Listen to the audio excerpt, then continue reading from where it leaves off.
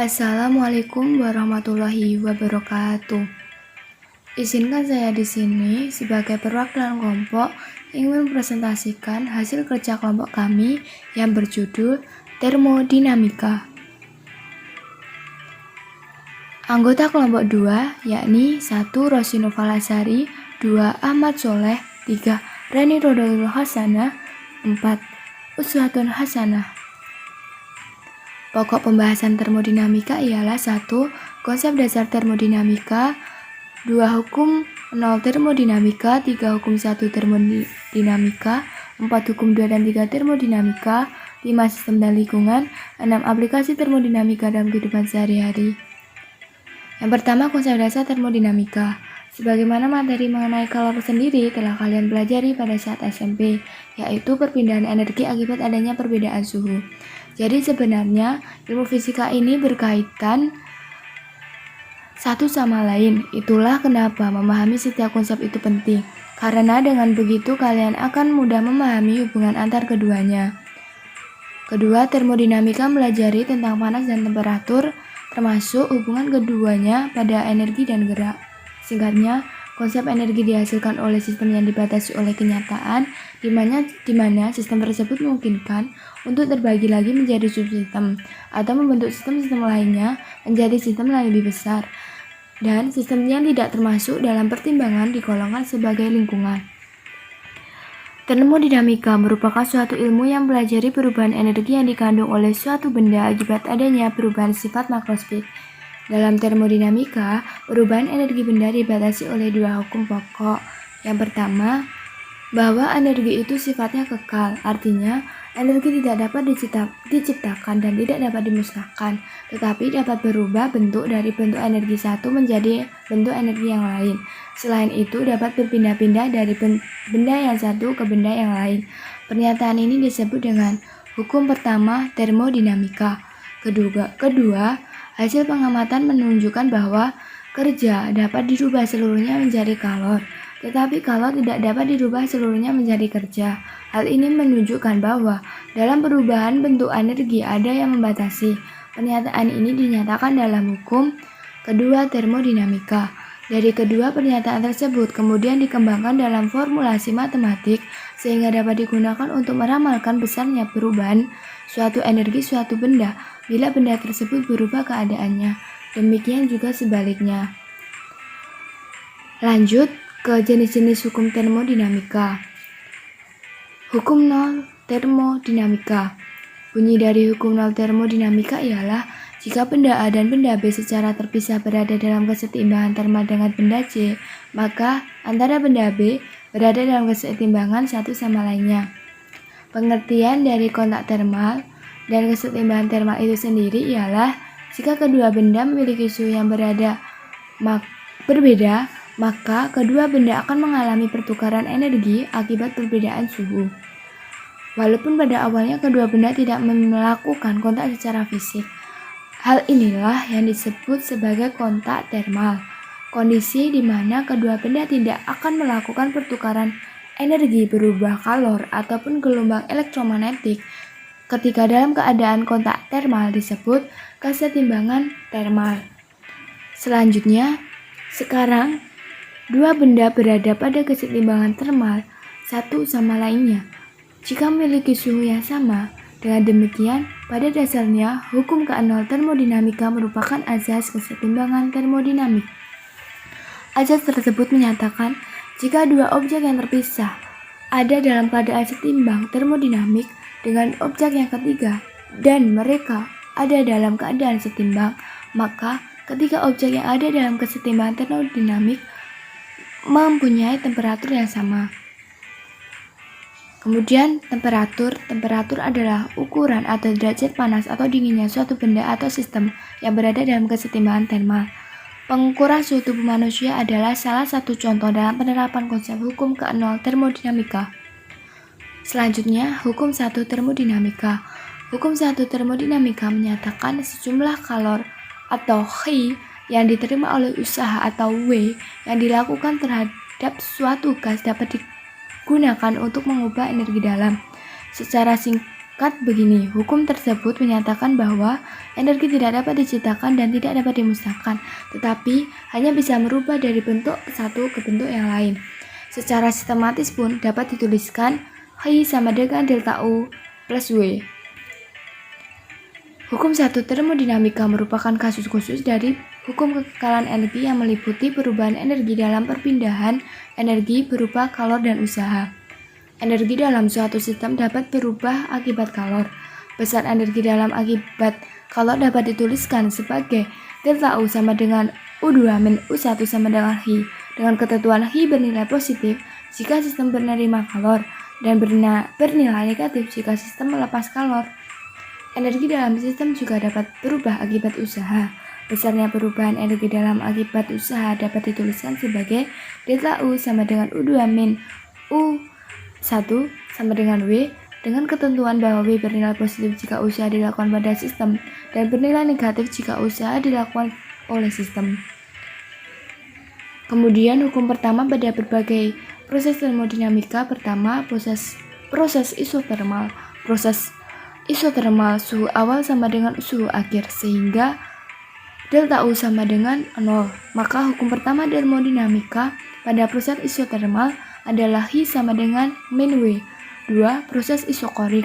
Pada proses isokorik volume gas tetap, delta V sama dengan 0, sehingga usaha W sama dengan 0, sehingga hukum pertama termodinamika pada proses isokorik adalah delta U sama dengan Hi. Ketiga, proses adiabatik.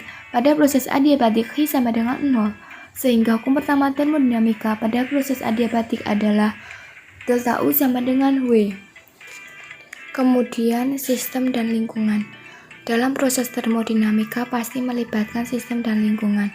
Sistem adalah suatu reaksi yang berlangsung yang menjadi pusat perhatian kita atau yang kita amati. Sedangkan lingkungan ialah suatu yang berada di sekitar sistem atau dengan apa yang sistem tersebut berinteraksi. Contoh dari hubungan antara sistem dan lingkungan ialah air panas yang dituangkan ke gelas jika dibiarkan air tersebut menjadi dingin.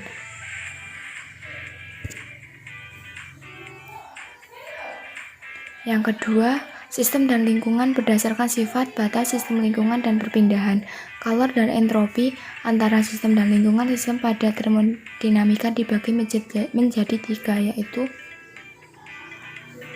yang pertama, termodinamika sistem terbuka.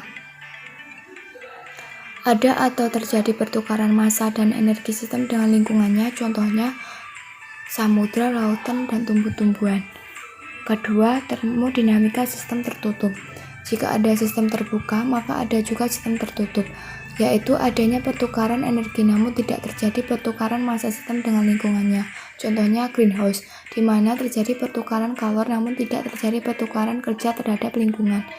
Untuk membedakan sebuah sistem tertutup mengalami pertukaran energi, yaitu panas atau kerja atau keduanya tergantung sistem pembatasnya. A. Pembatas adiabatik, tidak terjadi atau tidak memperolehkan pertukaran kalor antara sistem dan lingkungan. B. Pembatas rigid, tidak terjadi atau tidak memperbolehkan pertukaran kerja dari sistem ke lingkungan maupun sebaliknya.